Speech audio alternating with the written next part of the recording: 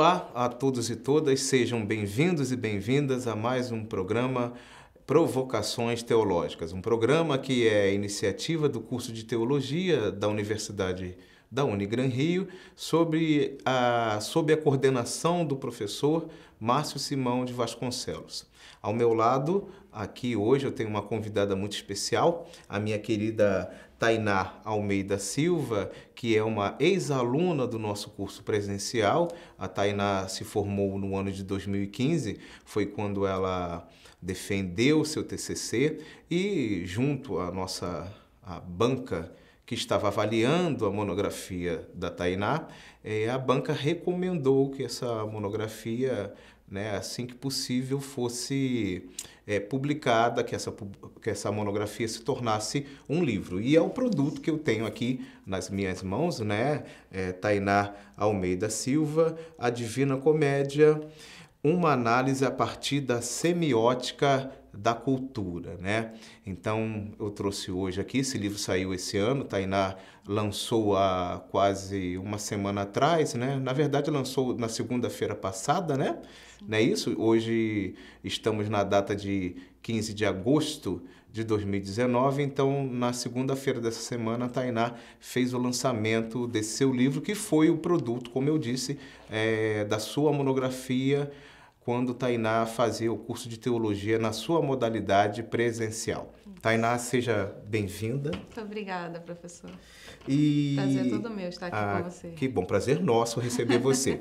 Então, assim, como a gente já tinha conversado, Eu queria que você falasse um pouco justamente desse seu livro, que foi o produto dessa monografia, Para a gente pensar um pouco a respeito disso já no primeiro bloco. Se você poderia falar a todos nós a respeito da figura de Dante, sobre a sua vida, um pouco dessa percepção histórica desse personagem. Sim. Repetindo, é um prazer estar aqui com você, viu? Saudade de vocês. É muito bom estar aqui nessa casa novamente, onde pude conhecê-los, pude me formar e de onde resultou esse trabalho, Sim. E sobre Dante, o que eu posso falar? Muito pouco se sabe da história de Dante antes dele entrar na política, Ok. Os dados, fatos mesmo históricos que a gente tem, começou com a entrada dele na política. Já pela vida dele, infância, juventude, a gente fica sabendo de uma forma muito subjetiva. Nós sabemos através de suas poesias, E onde a gente sabe que não existe limite entre real e imaginário. Então, a gente busca muito... O exemplo que eu quis fazer nesse livro foi buscar conhecer o contexto, do período de nascimento dele até a sua morte, para a gente poder ter uma ideia melhor do que poderia ter acontecido na vida dele antes dele se tornar político de Florença, que é a cidade onde ele nasceu. Ele é uma figura que viveu entre o século XIII e o século XIV, não é isso? Isso. E era um poeta, Sim, político. Político. O seu despertar por ele acontece dentro do curso de teologia ou você já tinha algum contato com Dante?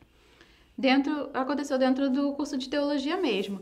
Eu, Sim. assim como muitas pessoas, em relação aos grandes clássicos da literatura ocidental, conhecia muito Dante de ouvir falar, Mas, através do curso de teologia, onde, conversando, com outros professores, como o Kenner, por exemplo, fui instruída a fazer. Por que você não fala sobre a Divina Comédia?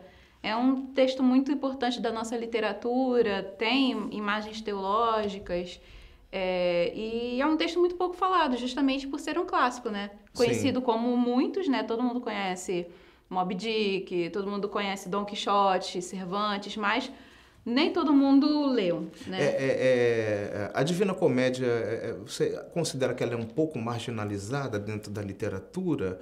Ou é somente um desconhecimento das pessoas, É desconhecimento mesmo. Falta de interesse, Sim. Aproveitando, então, me fala um pouco do que é, nesse pouco tempo que a gente tem de programa, mas o que é a Divina Comédia, O que você pode fazer assim, uma síntese sobre ela, Tainá? A Divina Comédia, ela é um grande poema que que possui 100 cantos, né? Divididas em 3 partes, que é o inferno, o purgatório e o paraíso. E ela é dividida desta forma porque Dante, ele não é só o escritor, mas ele também é o personagem dessa história, dessa jornada. Então, o primeiro canto, ele introduz, né, tudo aquilo que está para acontecer, dizendo que ele se encontra em um momento muito ruim, em uma selva escura, sendo cerceado por 3 feras. E ali, como ele não tem condições de atravessar aquela selva, uma ajuda divina dos céus, né, enviada pelos céus, que é o poeta Virgílio, que foi o autor da Eneida, foi o poeta que cantou a Glória de Roma, né? Ele é o auxiliador, ele é o guia de Dante, nesse momento em que ele, para poder ser salvo, tem que passar pelo inferno, pelo purgatório e pelo paraíso, né? E cada livro desse é dividido em 33 cantos, né?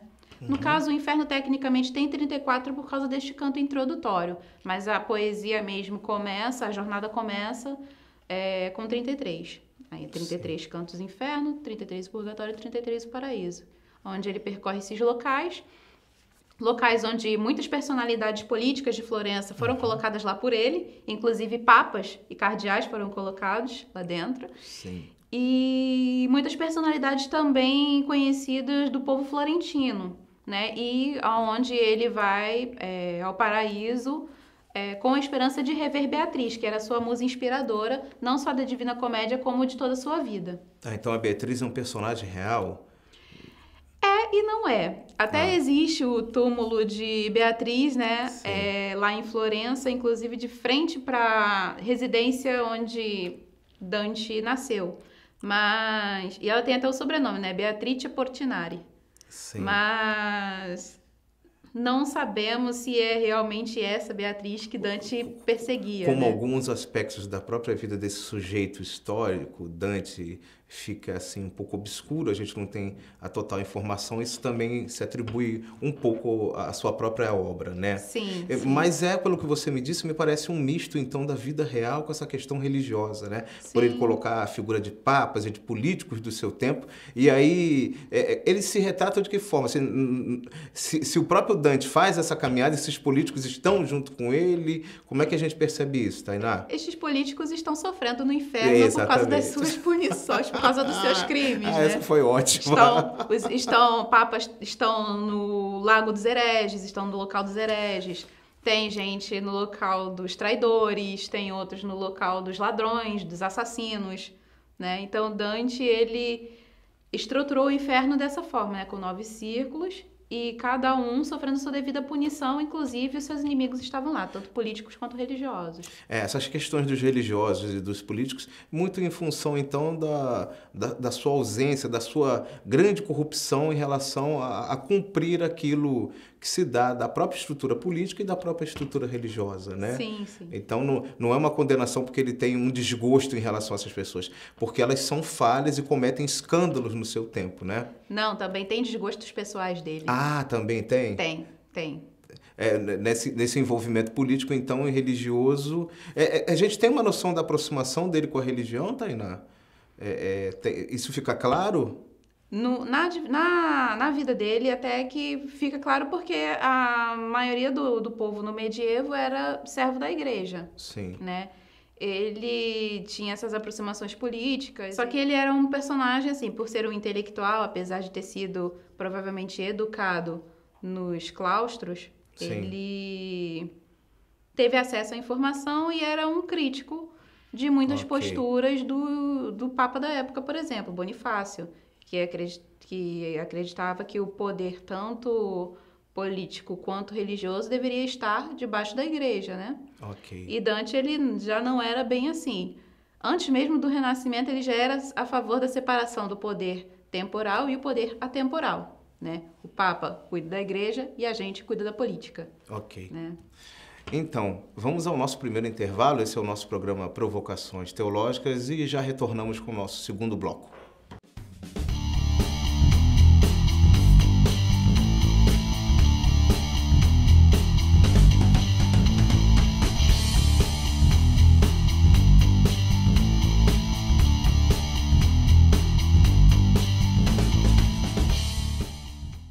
Estamos de volta com o nosso segundo bloco do nosso programa Provocações Teológicas. Ao meu lado aqui, a nossa querida aluna e escritora Tainá Almeida Silva, que acaba de lançar a sua primeira obra, e eu espero que seja a primeira de muitas, né? A Divina Comédia, uma análise a partir da semiótica da cultura, né? No primeiro bloco, nós falamos um pouco a respeito da formação da Tainá, do interesse dela dentro do curso de teologia em pesquisar a Divina Comédia de Dante, e também a Tainá nos deu o prazer de falar um pouco, né, devido ao nosso tempo de programa, mas o que é a Divina Comédia, como se divide essa Divina Comédia, que tem muito da realidade histórica desse personagem que viveu aí entre o século XIII e o século XIV, né? Nesse segundo bloco eu vou pedir para Tainá falar um pouco a respeito do que é semiótica, né? Porque dentro do livro dela,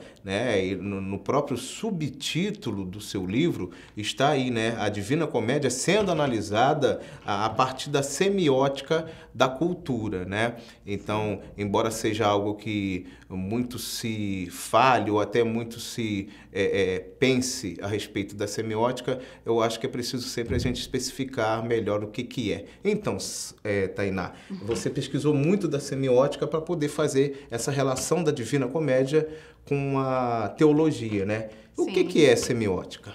Semiótica é um método, né, de análise de determinados símbolos, que a gente chama especificamente na semiótica de signos. É uma ciência de interpretação, né? Sim.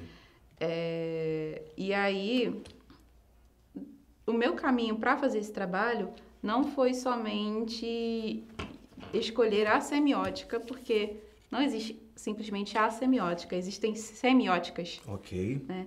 Existe a Escola de Paris, tem Grimard, tem também pessoas que são consideradas precursores da semiótica, né, como Saussure, tem também a semiótica persiana, que é uma escola dos Estados Unidos, e tem a semiótica russa, que foi a escola de Moscou, que foi a que eu escolhi para fazer esse trabalho, né, que é a semiótica da cultura, representada assim, tendo seu maior expoente Yuri Lotman.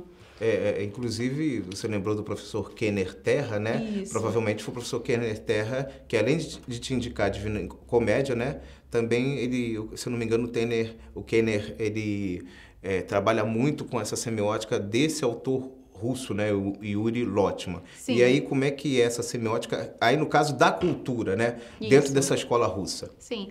É para a gente analisar os signos culturais, analisar aquilo que há dentro do campo de memória cultural, para a gente falar também da produção de textos dentro de uma cultura. E para Lotman, texto não é simplesmente aquilo que se escreve em um papel. Tudo aquilo que passa uma mensagem é texto. Ele está carregado de sentido, né? Totalmente.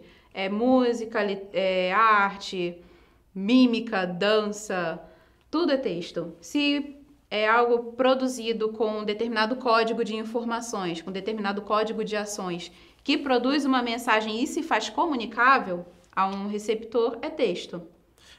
Por acaso você chegou a pensar... Eu lembro que você pesquisou muito a respeito de semiótica. Sim. Eu lembro que você, inclusive, procurava vídeos, inclusive, de escolas e universidades ao redor do mundo, né? Para entender. Então, acho que você teve contato com diversas semióticas, com diversas possibilidades, com essa pluralidade semiótica que você me falou. Sim. Por que a semiótica da cultura você achou que melhor se adequou, né? Que ela melhor encaixou na sua relação da teologia com a Divina Comédia? Porque através desta semiótica eu pude fazer a leitura das imagens, não simplesmente das imagens, mas do impacto delas na cultura.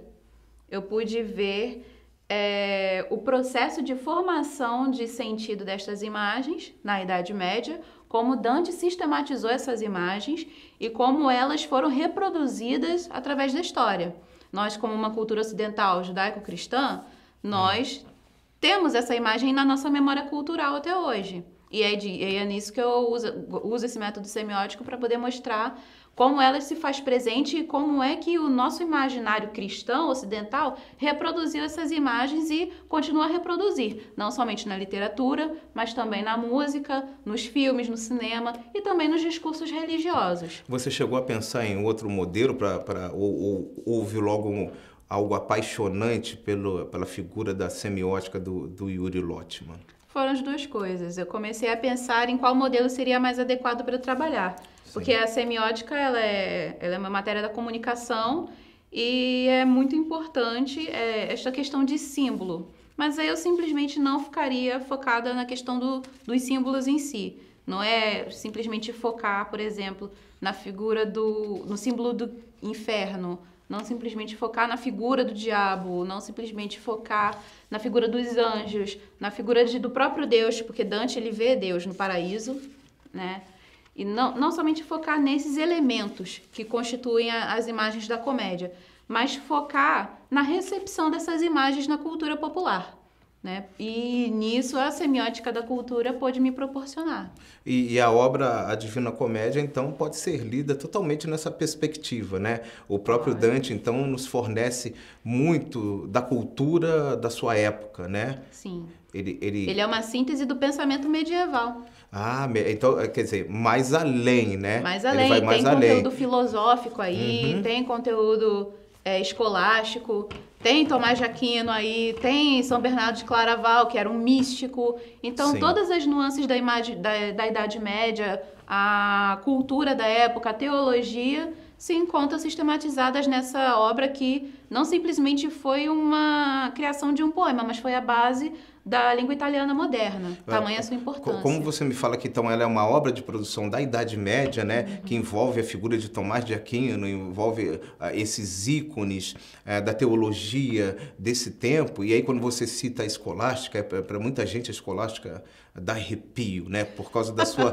complexidade. Sim. A Divina Comédia é uma obra complexa, Tainá? Como é que Dante retratou disso? Era uma obra de boa compreensão? A gente tem uma fácil compreensão? Ou a gente precisa de um livro como o seu que faça o comentário da Divina Comédia, né? É importante fazer a leitura da Divina Comédia primeiro para depois ir até Tainá? Ou você pode ler Tainá para depois ir à Divina Comédia? Faz a leitura dos dois lado a lado? Como é que é isso? Qual foi a sua experiência com a Divina Comédia? A minha experiência foi uma mulher do século XXI, ter que, a partir da minha realidade, tentar entrar em contato com uma obra do século XIII e XIV.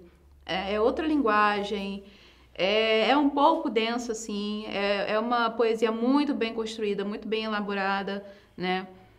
Tem versões em prosa que muitos acham ultraje usar, né? Porque o prosa tem que usar poesia, porque Dante usou a poesia, né?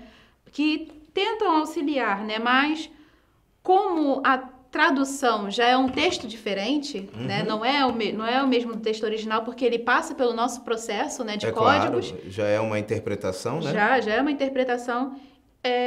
Dependendo do que a gente utilizar, pode nos distanciar um pouco da ideia original que Dante queria. Você teve acesso a mais de uma versão da Divina Comédia? Sim, eu tive acesso. Você lembra e pode indicar qual seria a melhor para a nossa compra, a melhor tradução? Sim, eu utilizei uma versão do Círculo do Livro, que era em prosa, foi o primeiro contato que eu tive com a obra. Sim. Não foi uma experiência muito feliz, porque não é uma tradução excelente. Das melhores. Uhum. Uma das melhores traduções é da Martins Fontes, né? Okay. Mas ela não é muito acessível financeiramente falando. Mas uma que eu gostei bastante e que eu utilizei, ainda utilizo como literatura de referência até hoje, é a Divina Comédia da editora 34. Uma boa editora. Sim, tradução de Ítalo Eugênio Mauro. Ele não é um linguista, não é alguém formado em letras, mas ele é italiano, filho de italianos. E ele cresceu. Já facilita. Sim, ele cresceu com essa influência da língua italiana e com a influência poética de Dante, né? E ele fez esse trabalho de pelo menos 20 anos traduzindo a obra. Então, e é bilíngue. Ele coloca o poema original em italiano e a tradução em português. Olha que legal. E um pouco mais acessível aos nossos bolsos, Sim, né? Sim, bem mais acessível. Ótimo. É uma tradução muito boa. E o meu livro também ajuda porque eu faço um resumo um apanhado bem legal nele, né? Eu resumi com bastante carinho para justamente não falar qualquer coisa da obra, Então, né? assim, a Divina Comédia, ela é acessível e também tem ela, embora tenha sua complexidade, vale a pena comprar Vale. e fazer, que a gente, como você disse, é uma síntese de um movimento político, cultural nesse sentido e religioso da época, né? Ok, estou aqui ao meu lado com a Tainá Almeida. Vamos para o nosso segundo intervalo e já retornamos com o nosso último bloco do nosso programa Provocações Teológicas.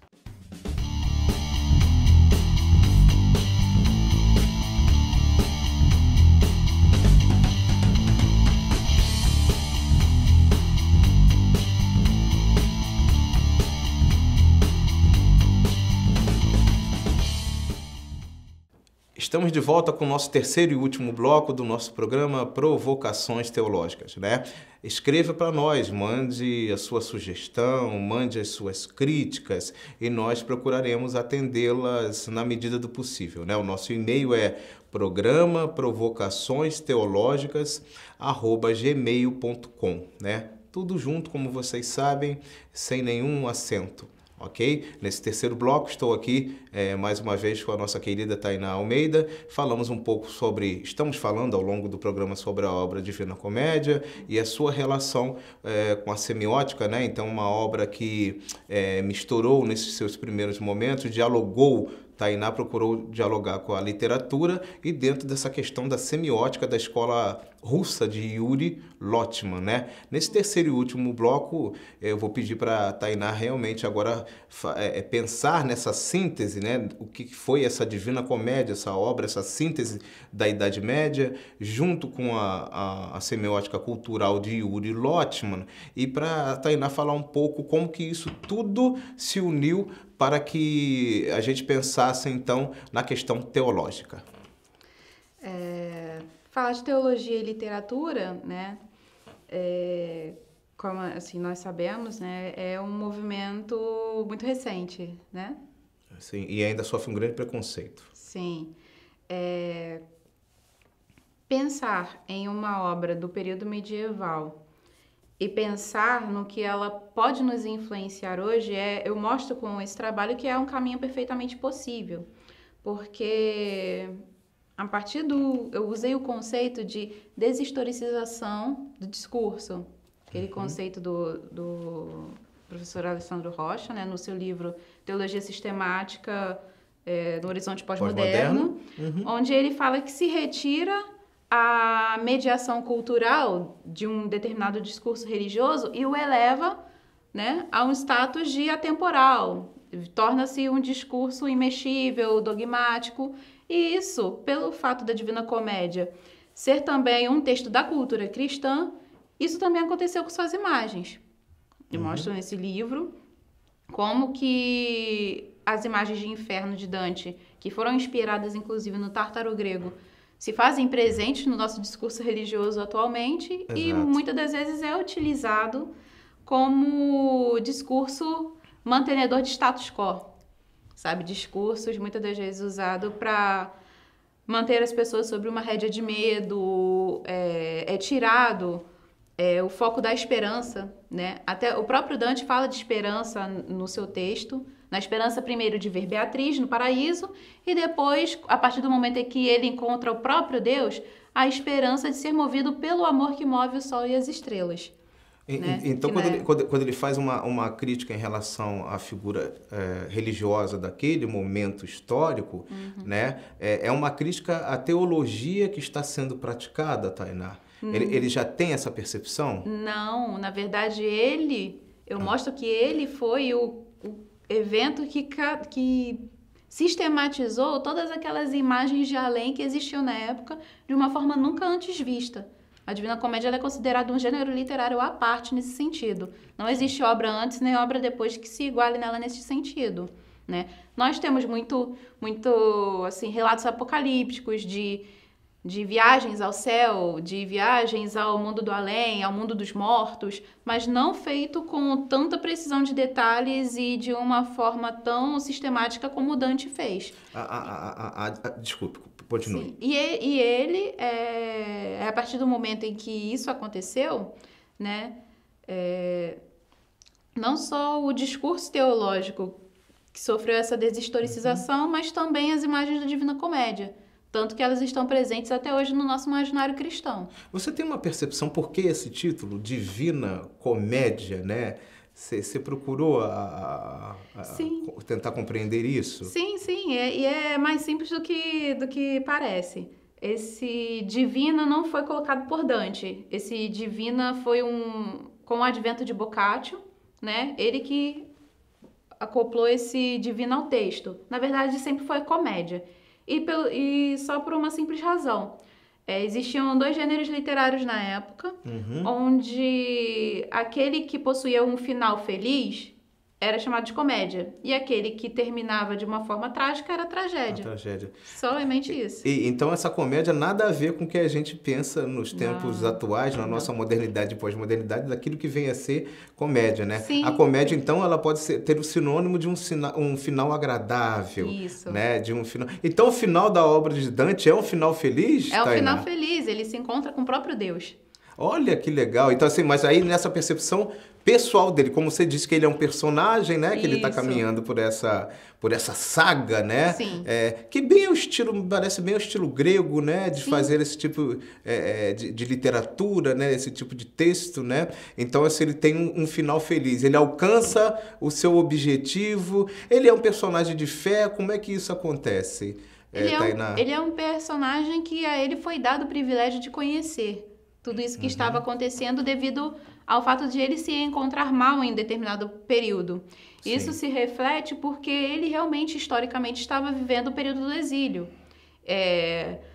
O grupo político antagonista da época tirou o grupo dele que estava no poder e aí o condenou à morte.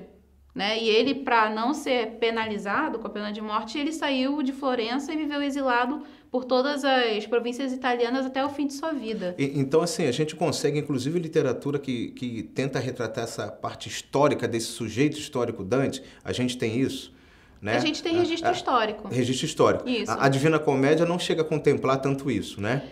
Chega, mas de uma forma subjetiva. Ele fala de se encontrar em uma selva selvagem, escura, de estar em aquela noite escura da alma. Uma linguagem metafórica, né? Muito metafórica, né? Ele está passando por este momento e ele é convidado a perseguir por esse caminho, né? Com a esperança de ele ver o amor novamente.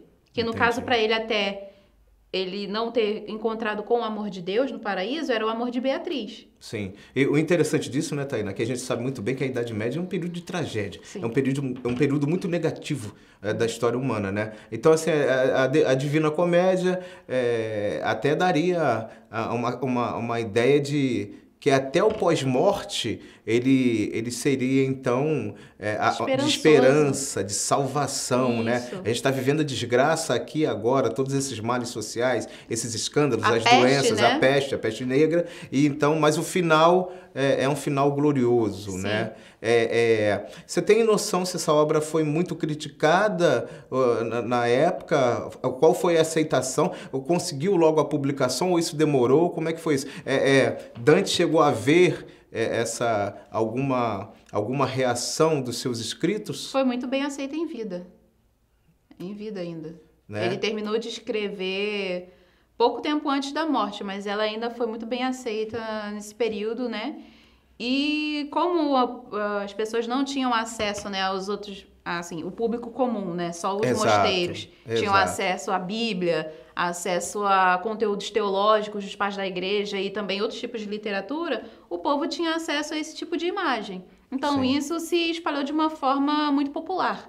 Muito popular e continuou perdurando, né? O único problema foi que esse discurso, essas imagens muito bem detalhadas, causaram um mal-estar no sentido de gerar medo nas pessoas, sabe? Exatamente. Foi usado, a parte da esperança foi deixada de lado, porque o paraíso não é tão interessante assim, entre aspas, né? Sim. O paraíso é somente luz, luz em vários níveis, mas as imagens do inferno são impactantes porque fala-se de cheiro, fala-se de corpos, né? Falam-se de corpos, então dá para se materializar. Exatamente. Né? Então, eles buscaram essa materialização que Dante fez e colocaram um discurso. Acabou ajudando, de certa forma, a teologia da época, então, né? Sim. Na verdade, não ajudando, porque ele apenas retrata o que já vem acontecendo na Idade Média, né? Sim. Ele não quer maquiar, ele não quer esconder o que a própria igreja está pregando e anunciando.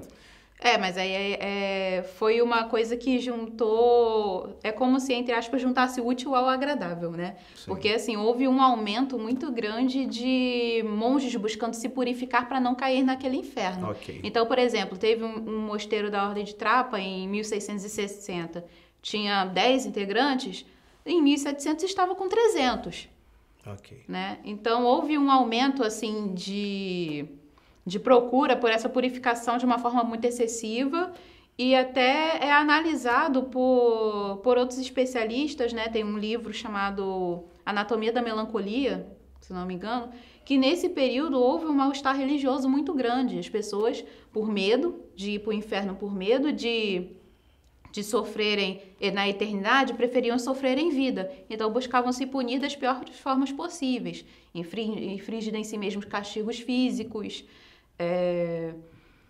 buscando fazer coisas mirabolantes, sabe? Deixar o seu corpo ser comido por vermes, as suas feridas, né? Faziam suas próprias chagas e achando que aquilo os purificaria para que eles fossem dignos de alcançar o céu. A graça foi deixada de lado, né? Um pouquinho, e foi mais focado nessa questão da dor, né? Conhecido também como doença de escrúpulo. Ok. Bem, esse foi o nosso programa Provocações Teológicas, né? Tainá, quem quiser adquirir o seu livro aqui, né? A Divina Comédia, né? Uma análise a partir da semiótica da cultura, de Tainá Almeida Silva, como é que faz? Qual o contato que as pessoas podem ter para conseguir? Você ainda tem alguns volumes, alguns exemplares? Tenho ainda alguns exemplares comigo. Podem entrar em contato com o meu e-mail, né? Posso falar, claro. Né? tsalmeidafurtado@gmail.com, né? Ou pelo meu telefone também. Podem ficar à vontade, que é o 98538-8174. Pode marcar aqui no Unigran Rio mesmo. Envia pelo correio, né? Sim, tá quanto a obra, Tainá? Tá 30. R$30. Então, né, recomendo, é uma boa produção e foi fruto de uma monografia do curso de teologia aqui da Unigran Rio, né? Nos encontramos no nosso próximo programa e eu agradeço muito a Tainá por tudo, embora o nosso tempo corrido, mas foi um bate-papo ótimo. Muito obrigado, Tainá. Obrigada. Um abraço, pessoal. Tchau.